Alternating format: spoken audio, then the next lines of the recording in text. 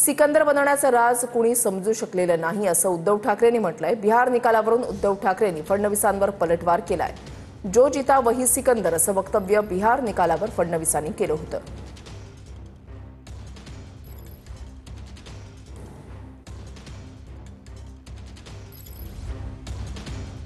जो जीता वही सिकंदर।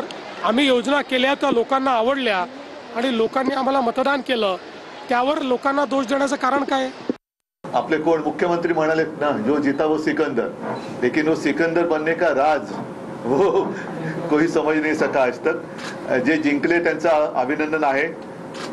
एका गोष्टीचं मला नवल वाटतंय की प्रचाराच्या दरम्यान तेजस्वी यादवच्या सभांना मिळणारा जो प्रचंड प्रतिसाद होता, तो प्रतिसाद खरा होता की त्यांनी ते नवीन AI तंत्रज्ञानाने तयार केलेली माणसं होती, हे आता कळण्याचं झालेलं आहे। म्हणजे ज्यांच्या सभेला अलोट गर्दी होते त्याचं सरकार न येता, ज्यांच्या सभेला रिकाम्या खुर्च्या जास्त असतात, रिकाम्या खुर्च्यांची गर्दी असते, त्यांचं सरकार येतं, हे नवीन ह्या लोकशाहीतलं गणित हे कळण्याच्या पलीकडचं आहे।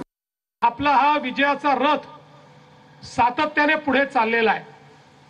मोदीजींवर या देशामध्ये सर्वांचा विश्वास आहे आणि सातत्याने जे फेक नरेटिव्ह तयार होत आहेत, त्या फेक नरेटिव्हला जनताच त्या ठिकाणी उत्तर देते आहे। जोपर्यंत काँग्रेस सहित विरोधी पक्ष हे जमिनीवरची हकीकत समजून घेत नाहीत, जनतेत जात नाहीत, जनतेचे प्रश्न मांडत नाहीत, तोपर्यंत त्यांची अशीच माती होत राहील, हे आपण सगळ्यांनी लक्षात ठेवलं पाहिजे। आपले कोण मुख्यमंत्री म्हणाले ना, जो जीता वो सिकंदर, लेकिन वो सिकंदर बनने का राज वो कोई समझ नहीं सका आज तक। जे जिंकले त्यांचं अभिनंदन आहे।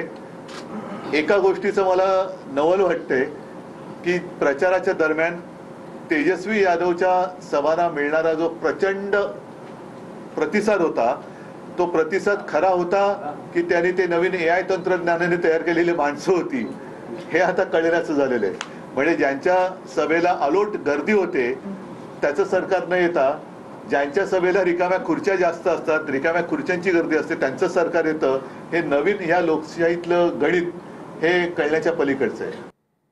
स्थानिक निवडणुकीमध्ये विरोधकांचा बुरखा फाडून जागा दाखवण्याची वेळ असं फडणवीसांनी म्हटलंय। कधी नव्हे ते उद्धवजींचा दौरा झाला, पण गावामध्ये माणसंही नव्हती। फडणवीसांनी उद्धव ठाकरेंवर या शब्दात निशाणा साधलाय। छत्रपती संभाजीनगरमध्ये प्रत्येक घरामध्ये मुबलक पाणी येईल, ही भारतीय जनता पार्टीची आणि महायुतीची देण या छत्रपती संभाजीनगरला आहे। आणि म्हणून हे जे लोक वेगवेगळ्या प्रकारचे आंदोलन करतात, यांच्यासारखे खोटारडे लोक नाहीत। आता महानगरपालिकेच्या निवडणुकीत यांचा बुरखा फाडून यांना त्यांची जागा दाखवण्याची वेळ या ठिकाणी आलेली आहे। कधी नव्हे ते आमचे उद्धवजी मराठवाड्यात दौरा करण्याकरता आले आणि मराठवाड्यात थांबले आणि त्यांनी दौरा केला। पण दुर्दैव बघा, आपल्यापैकी अनेकांनी बघितलं असेल, गावामध्ये गेल्यानंतर माणसंच नसायचे। आमचे अंबादास दानवे माणसं, अरे कुठे गेले, अरे माणसं आणा, अरे माणसं आणा, असे माणसं आणायचे। याचं कारण लोकांचा तुमच्यावर विश्वास नाही। लोकांना माहिती आहे आपत्तीमध्येही भारतीय जनता पार्टी आणि महायुतीच त्यांच्या पाठीशी उभी राहणार आहे। भंडाऱ्यामध्ये स्थानिक स्वराज्य संस्था निवडणूक स्वबळावर लढणार असं प्रफुल्ल पटेलांनी म्हटलंय। एकत्र लढल्यास कार्यकर्त्यांना न्याय देऊ शकणार नाही असं प्रफुल्ल पटेलांनी म्हटलेलं आहे। काही ठिकाणी स्थानिक स्तरावर काही जमलं तर ते अलायन्स होऊ शकते, पण एकंदर सगळ्या तिन्ही पक्ष आमचे महायुतीचे आहे। आम्ही निर्णय केलेला आहे की आमच्या सगळ्या पक्षामध्ये कार्यकर्ते खूप उत्सुक असतात। 9 वर्षानंतर हा स्थानिक स्वराज्याची निवडणुका लागल्या आहेत आणि स्वाभाविक आहे की इच्छुकांची खूप गर्दी असते आणि सगळ्यांना म्हणजे आम्ही न्याय, एकच पक्ष जर एकत्र तिन्ही लढले तर न्याय आम्ही देऊ शकणार नाही। एखाद्या ठिकाणी काही आमच्या काही तडजोड आम्ही करू शकलो तर आम्ही करायचा प्रयत्न करू।